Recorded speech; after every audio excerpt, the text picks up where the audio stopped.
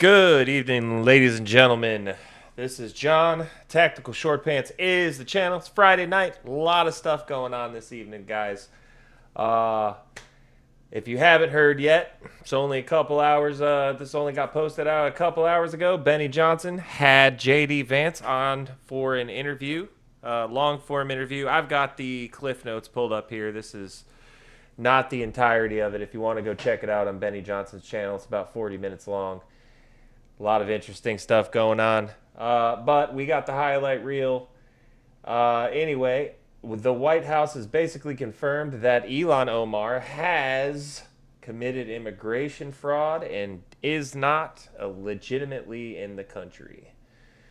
So, this isn't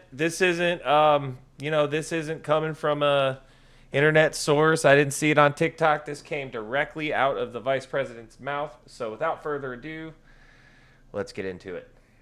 Hon, time's up! Your risk is too snort! No, you're twisting everything! You put... Exactly. Obviously, Ilhan Omar, the president. Gotta love the AI intros, dude. That's crazy. Anyway, I wanted to skip it and get right to the meat of it. I mean, I know it's AI, but we're not going to steal their stuff. At least any more that we have to. We're going to comment on it. We can get away with talking about it while it rolls, but I didn't want to play the whole intro because somebody made that. Well, I mean, AI made it, but whatever. Anyway, let's get into it. Let's talk about Ilhan Omar and Tim Walz. Exactly. And obviously, Ilhan Omar, the president and the White House have been out saying that she married her brother, that there is immigration fraud going on here. These are deportable denaturalization offenses. Can you give us an update on that? Yeah, so we actually think that Ilhan Omar definitely committed immigration fraud against the United States of America. And I talked to Stephen Miller about this actually recently. We're trying to look at what the remedies are. That's the thing that we're trying to figure out is what are the legal remedies now that we know that she's committed immigration fraud? How do you go after her? How do you investigate her? How do you actually do the thing? How do you build the case necessary to get some justice for the American people? There's a related issue, Benny, which is she has been at the center of a lot of the worst fraudsters in the Somalian community. So do I know that Ilhan Omar was aware that the Quality Learing Center was defrauding the American people? I'm not certain of it, but we at least need to investigate it, because if people can commit wrongdoing without even the fear that they're going to be found out, that's a fundamental problem. So I'm worried about the immigration fraud. I'm also worried about what did Ilhan Omar know about what was happening in the Somali community, and why was nobody looking into it until, frankly, Donald Trump came along. You got it fixed.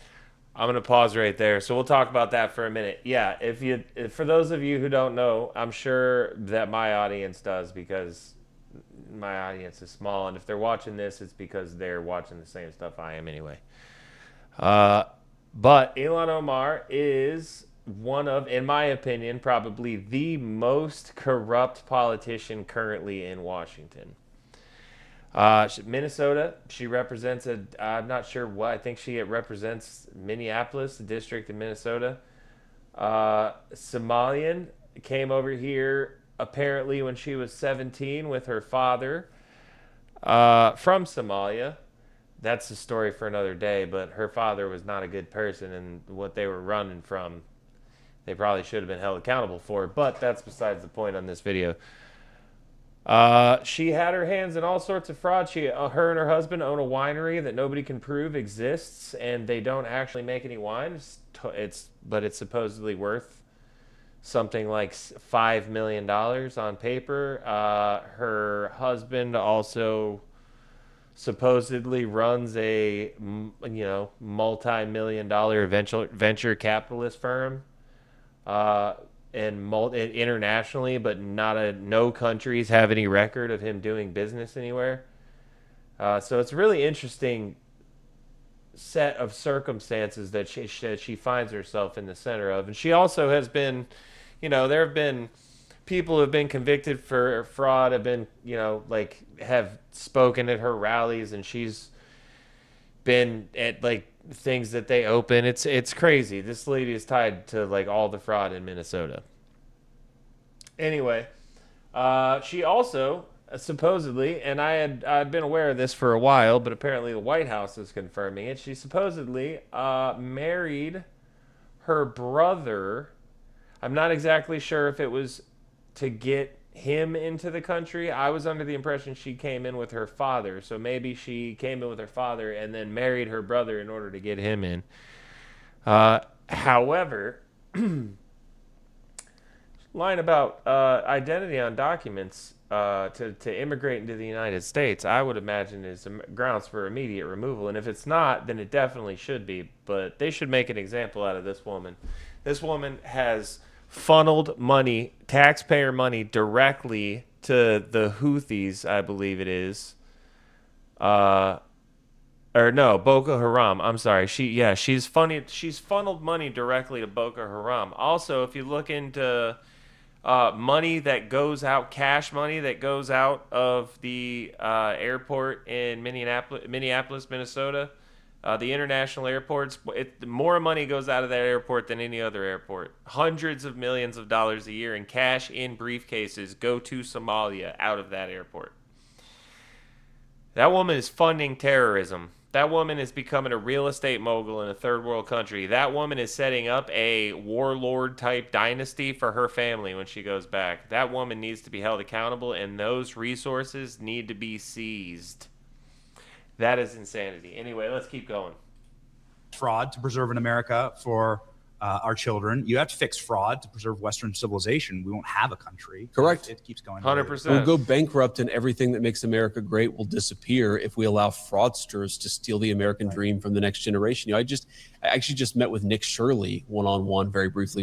Of course, he's one of the people who really blew the lid off this crazy fraud in Now I'm going to do another video on that separately because Nick Shirley did an interview with JD Vance. Shout out to Nick Shirley again. The kid's 23 years old and he is exposing all this fraud. This kid is going to save us hundreds of billions of dollars, and we should all be very, very thankful to Nick Shirley. There's a few other guys doing it too. James O'Keefe is out there. There's a guy named Cam Higbee. He's a little bit more inflammatory. I think he's the guy who was in Dearborn stuffing bacon into Qurans and then like tossing it to Muslims and shit. Like I'm an asshole, so I think that's funny. But he's an asshole. If you're into asshole content, that guy he is exposing stuff, man. He's exposing fraud, even if he's inflammatory. He's still doing good work. In Minnesota with the Somalian illegal immigrant community there.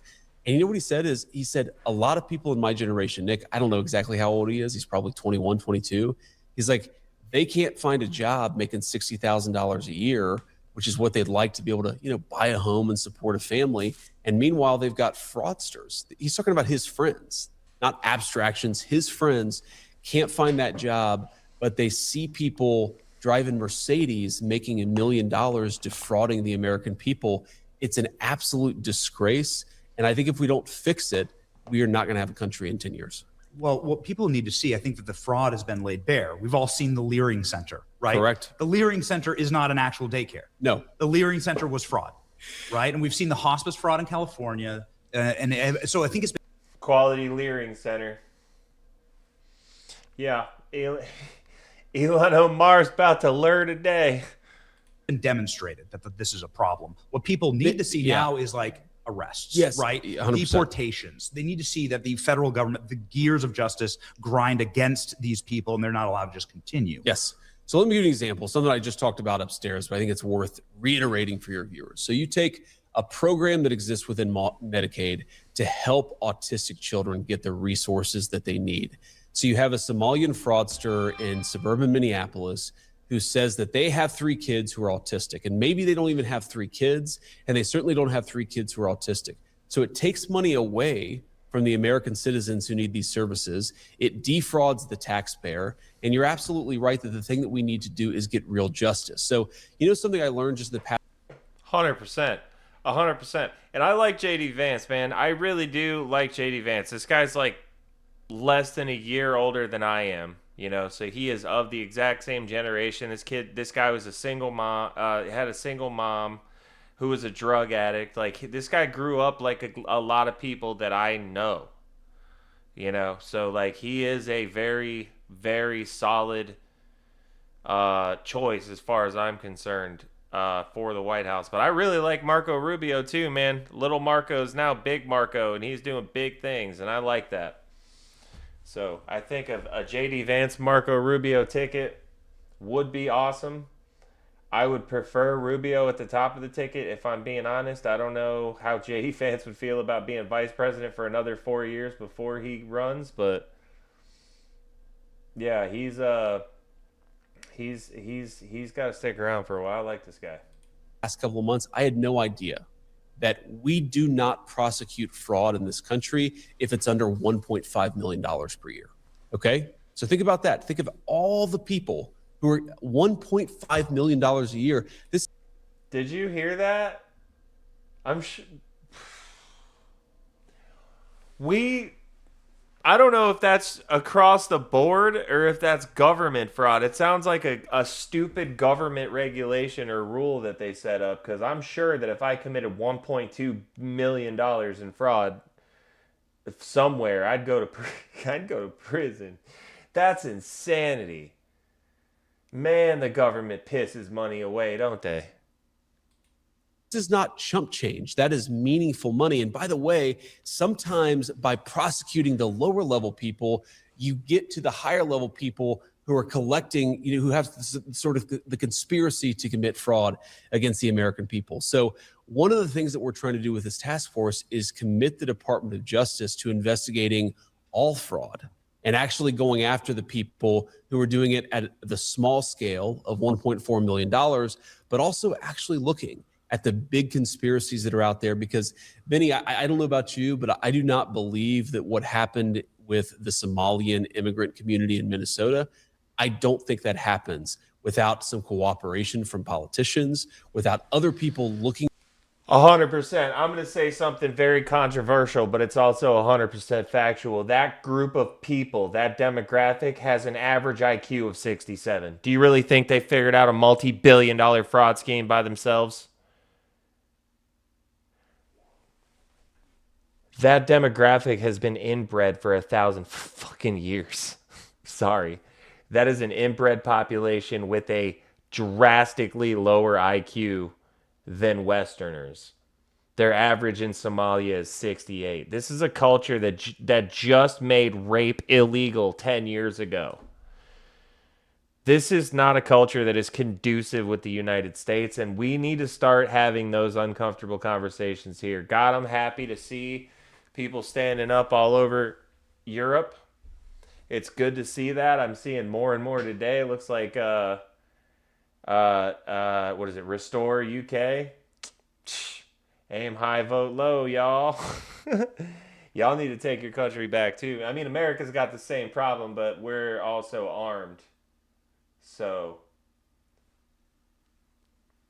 the either way, or maybe even being in the fraud themselves. Yeah. So, okay, let's talk about Ilhan Omar and Tim Walz. Exactly. And obviously, Ilhan Omar, the president and the White House have been out. Tim Walz is another one. I'm sure Ilhan Omar and Tim Walz are both complicit in the fraud in Minnesota. It doesn't make sense that they've made as much money as they have.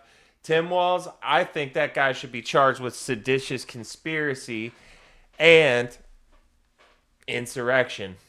He 100%, when Nick Shirley went into Minnesota, and then he started uncovering the fraud in Minnesota. That's when Tim Walz started whipping all those retards into a frenzy. Shameful. That guy needs to be in prison, if not made an example of in another way for treason. We still have the same punishment for treason we did 200 years ago, y'all. Out saying that she married her brother, that there is immigration fraud going on here. These are deportable denaturalization offenses. Can you give us an update on that? Yeah, so we actually think that Ilhan Omar definitely committed immigration fraud against the United States of America. And I talked to Stephen Miller about this actually recently. We're trying to look at what the... That is the Vice President of the United States saying Ilhan Omar definitely committed immigration fraud. There is no ifs, ands, or buts about it, y'all. They have enough to say it definitely happened. So if she's not a citizen, what is there to talk about? She's not legitimately in her seat of power. She's not legitimately in the country. She needs to be on a plane tomorrow. Actually, no, she needs to be in prison tomorrow, and she needs to be turning big rocks into little rocks for a long time. Remedies are. That's the thing that we're trying to figure out is what are the legal remedies now that we know that she's committed immigration fraud? How do you go after her? How do you investigate her? How do you actually do the thing? How do you build the case necessary to get some justice for the American people? There's a related issue, Benny, which is she has been at the center of a lot of the worst fraudsters in the Somalian community. So do I know that Ilhan Omar was aware that the Quality Learing Center was defrauding the American people? I'm not certain of it, She gonna learn today. but we at least need to investigate it because if people can commit wrongdoing without even the fear that they're going to be found out, that's a fundamental problem. So I'm worried about the immigration fraud. I'm also worried about what did Ilhan Omar know about what was happening in the Somali community and why was nobody looking into it until, frankly, Donald Trump came along. Yeah, that's right. What about She knew everything. She helped him organize it. I promise you they're going to find that out. That's going to come out. It's going to come out soon. Dude, they also, let's talk about, what's his name? Keith Ellison, the Attorney General. He was on, they've got recordings of him conspiring with fraudsters and talking about how he's going to get the investigations off their back. Like, these people are all complicit in this. They were all getting a cut and they were getting votes. I guarantee you that's how the scheme works. They're funneling money to these people. These people live lavish lifestyles and donate to campaigns. Win-win. your friend Tim Walz? I mean, you guys shared a wonderful moment on the debate stage together. I do feel very bad for Tim Walz because of what happened in the October 2024 debate. But oh my God. Unfortunately, we're going to have. Dude, the meme from that debate where Tim Walz is making the face, he's like, and JD Vance is like, he's like, I got you, motherfucker. It was so good. It was so good. Man, dude, we're never going to have another election cycle like 2016 or 2024 because the internet shit posting edgelords that won the election with those memes. That's what happened. Donald Trump weaponized the internet. And well, Donald Trump didn't even do it. Young guys like me on the internet, we took part in the great meme wars of 2015 and it was great. It's never going to happen again. Well, actually, let's be real. JD Vance has done some hilarious memes of himself. So we have the memeing generation in the White House now, guys. So it's oh, that's going to be so fun when we start memeing world leaders. Oh, it's going to be so good. Anyway, let's keep going. Have to maybe kick him again a little bit because again, I don't know. To be clear, I don't know what Tim Walz knew about the fraud that was happening in Minneapolis. But what I do know is the Vice President of the United States. This guy knows everything there is to know at this point. I promise you, he's just not. He can't say it because it's an active investigation. Is that the Department of Justice is now going to look into it? We're now going to investigate it. And if he committed a crime, we're absolutely going to prosecute it. Yeah, same with Gavin Newsom in California. There's a lot. The only thing I hate about the government, well, shit, sorry about that, guys. The thing I hate about the government the most is that it's going to take 2.5 to 4 years for that prosecution. The government, the wheels of the government move slow. And for this kind of stuff, like Ilhan Omar should be in trial tomorrow. She should be breaking rocks by Wednesday of next week. And she should be doing that until Wednesday of like 85 years from now. And then when she's old and decrepit, you can freaking send her back to Somalia. Same with Gavin Newsom. Same with a lot of folks. Voter fraud in California, hospice fraud. What about the voter fraud? Them like just using fictitious names, paying people for votes. Perhaps you've seen. I did a video on that yesterday or day before. That's a ridiculous situation too. And now, since I've posted that video, now they're talking about hundreds of billions of dollars in healthcare fraud in California, hospice care fraud everywhere. I've been saying it since the Minnesota thing broke, dude. We need to get into California because that's the big money state. That's where all the fraud happens. I guarantee you they're going to find $1 trillion or more in fraud in California. They may find 5 trillion, 10 trillion, who knows? possibilities are endless in California, right? Let's keep going. Seen this? We've seen this. We've also, I mean, look, California is the state that is most ripe for voter fraud because they will literally prosecute you if you ask for voter ID. And this is one of the 100%. reasons why, Benny. This is a law that Gavin Newsom passed not too long ago. Not the only egregious law that he passed not too long ago, but he passed this law. It is illegal for pollers to ask for ID. California is also a state where they automatically register you when you get a driver's license, and they give driver's licenses to everybody. It doesn't matter your status. So you think they're not registering illegals in California? Every single illegal in California with a driver's license is registered to vote. Guaranteed. Guaranteed. To bring in another subject, this is why. That's why they don't want to turn over their voter rolls. That's why the states that are controlled by the left, they refuse to turn over their voter rolls, and they refuse to turn over they won't let us audit them. It's because they're stealing hand over fist everywhere they can. If there's a way for them to have worked fraud into that system, they have. The Senate has to grow a spine and pass the Save America Act.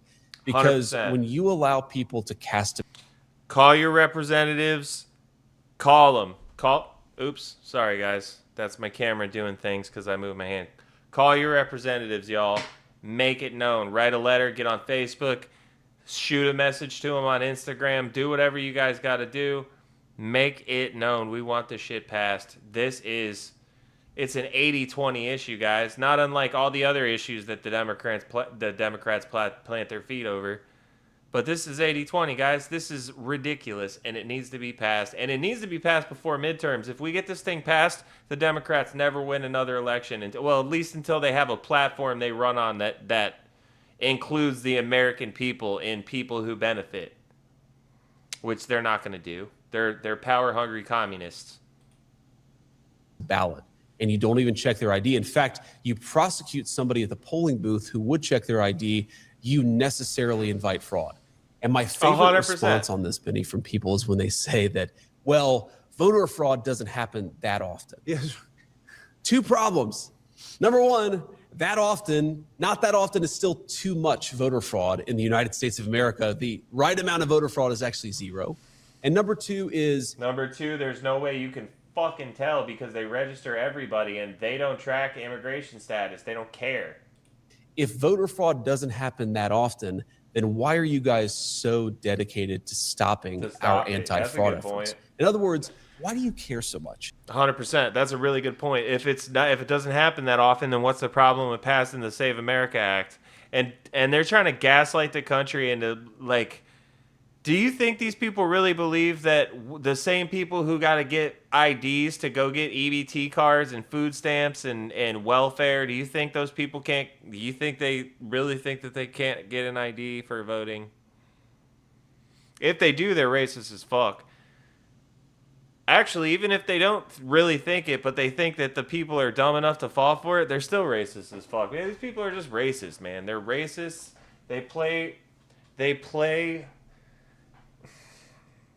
these stupid games, dude. But I'm glad that the curtain has come down for most people, I would say. I mean, just sizing it up. I was working today. I was working in the back of a Walmart. And every single person in the back just started talking about Trump. They started talking about the crazy anti-Trump person that was there an hour ago. And they just assumed that because I was there, they just walked up to me and started talking pro-Trump stuff. And it's like 9 times out of 10. Well, I'm in Florida, so maybe it's a misrepresentation. But I don't care where I go in Florida. 9 times out of 10. Actually, it's maybe 95 times, 99 times out of 100. If I say something about Trump, they're going to be like, fuck yeah, brother. Like these people don't exist in most places. It's just a few cities and then a big media campaign. That's all this is. And the reason they care so much is because they know that fraud happens in both our voting system, but also our welfare system way more often than they let on. You were in the Senate. You worked with some of these senators who refused to support the SAVE Act, like Mitch McConnell, Murkowski. You know the Senate and how it works. They're going on Awful. recess now, and people are enraged about that without passing the SAVE Act. Yep. They're now going on recess. Or without funding the Department of Homeland Security. Exactly right. This must frustrate you. You're the president of the Senate, I think, if I read the Constitution correctly. That's right. That's right. So what's your word to the senators here? What would you like to see happen? Are you available to cast the deciding vote to pass the SAVE Act? Absolutely. I am available whenever they would like to pass it. The problem is we actually do not have 50 senators, not who would vote for the SAVE Act, but who would overrule the filibuster. That's something that a majority of the Senate, you need 50 senators plus me, and I'm certainly on board, 50 senators to actually overrule this archaic rule and pass the Save America Act. Now here, Benny, this is the thing that I find so absurd about this. If you remember, They should nuke the filibuster. The Democrats are going to do it the next time they can anyway. We just need to take advantage of the system like they will. We need to crush them with the system the same way they would crush us with the system. I'm sorry. At this point, we know what these people are power hungry. It's just we just need to keep power. Frankly, we need to make sure they don't get it. That's what we need to do. Because we know how they wield it. Y'all remember 2020. These people are insane. Kyrsten Sinema and Joe Manchin, two people I didn't always agree with politically, moderate Democrats, but very good people. They are the people who saved the filibuster when the Democrats were in control of the Senate just a couple of years ago. What happened to them? They were tarred and feathered by the far left. They were ran out of town. So when Mitch McConnell and Lisa Murkowski say, well, we need to protect the filibuster because the Democrats, they're not going to do it, so we shouldn't do it either. The Democrats ruined the career of Kyrsten Sinema for not overruling the filibuster. They're going to do it. So we might as well do it now 100%. to enforce the protection of the American electoral system. It's the dumbest political argument I've ever seen. I promise you, Benny, I would bet every dollar that I own that the next time the Democrats have control of the Senate, they will break the filibuster, pack the Supreme Court, and destroy this country. 100%. We have to do it now in order to save the country. Yup. That's exactly what we should do. Break the filibuster and pack the Supreme Court with 6 more conservative justices. That's what they would do. It makes perfect sense, doesn't it? Here, we're just going to bump this up. We're going to rant for a minute. All right, we're good. All right, so, yeah.